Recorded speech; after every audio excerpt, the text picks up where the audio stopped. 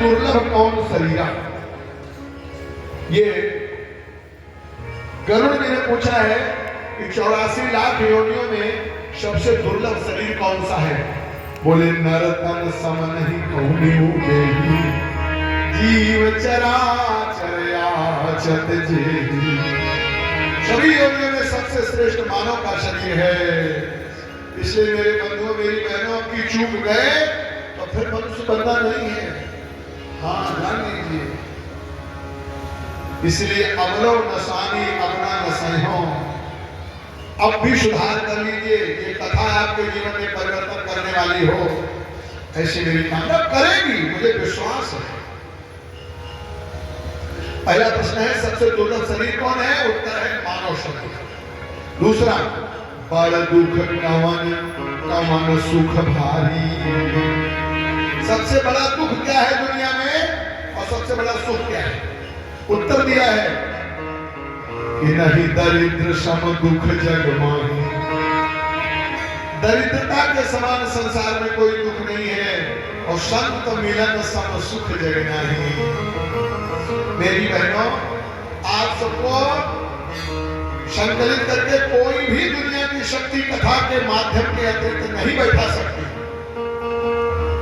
सब लोग बेचारे गृहस्थी है, घर है, काम है, लेकिन सब लोग समय लेकर के बैठे हुए क्या मान करके कि मेरे प्रभु की कथा हो रही है, महाराज जी अयोध्या धाम से आकर के सुना रहे हैं।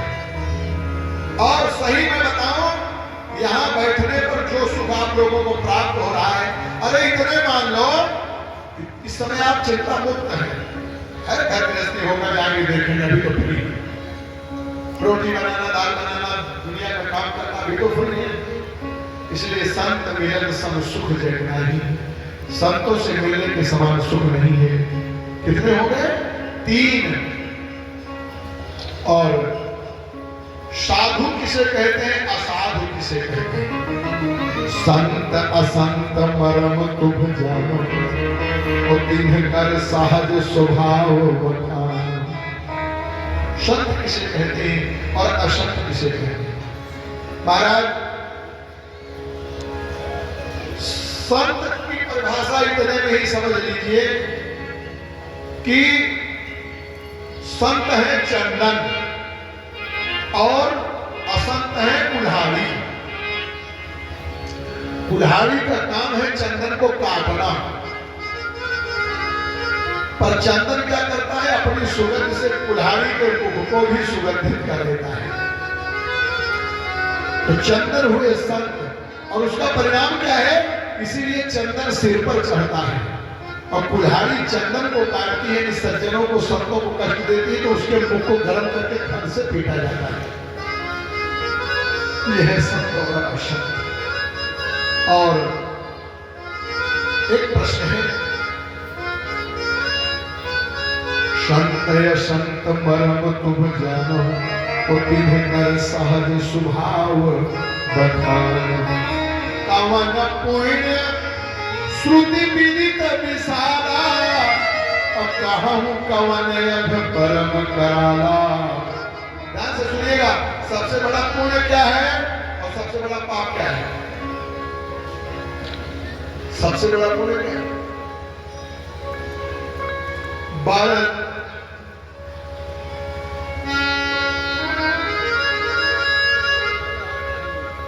सबसे बड़ा पुण्य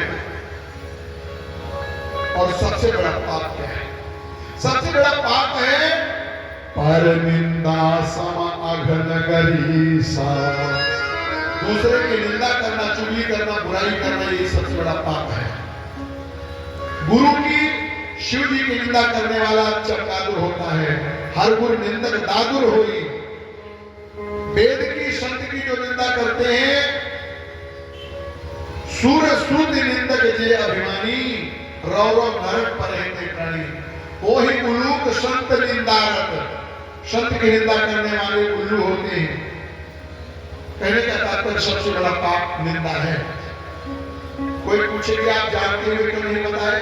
हमारा काम नहीं है किसी की न निंदा करना न निंदा सुनना। यही है सबसे बड़ा पाप। और पुण्य क्या है मेरी बहनों? परम धर्म श्रुति विद्युत अहिंसा, परम धर्म श्रुति विद्युत अहिंसा।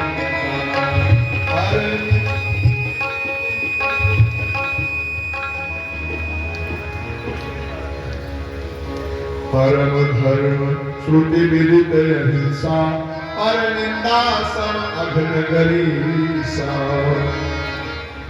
सबसे परम धर्म है मन वचन कर्म से किसी भी जीव की हिंसा ना करना।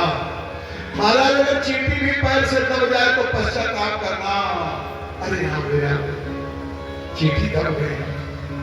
तो आप सोचिए कि जो जीवों की हिंसा करते हैं कितना बड़ा पाप होता है उनसे, और फिर वो धर्म की बात करें, पुण्य की बात करें। महाराज ऐसे हिंसक व्यक्ति की छाया भी अगर शरीर पे पड़ जाए तो स्नान करने से शुद्धि होती है। इसलिए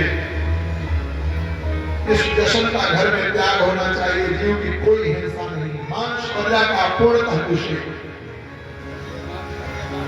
और मानस रोग, 7वां प्रश्न है कि मानसिक रोग क्या है। उत्तर दिया है काकभूषण जी ने कि काम, क्रोध, मद, लोभ, मात्सर्य यही सब मानसिक रोग हैं। शारीरिक रोग से ज्यादा हानिकारक है। शरीर के रोग से तो शरीर ही छूटता है, अगर मानसिक रोग हो जाए तो जन्म जन्मांतर परेशान करता रहता है। इसलिए इससे बचना चाहिए। इस सब प्रश्नों का उत्तर दिया और उत्तर देने के पश्चात ज्ञान भक्ति की व्याख्या हुई है। रामचरितमानस पूरा संपन्न हुआ।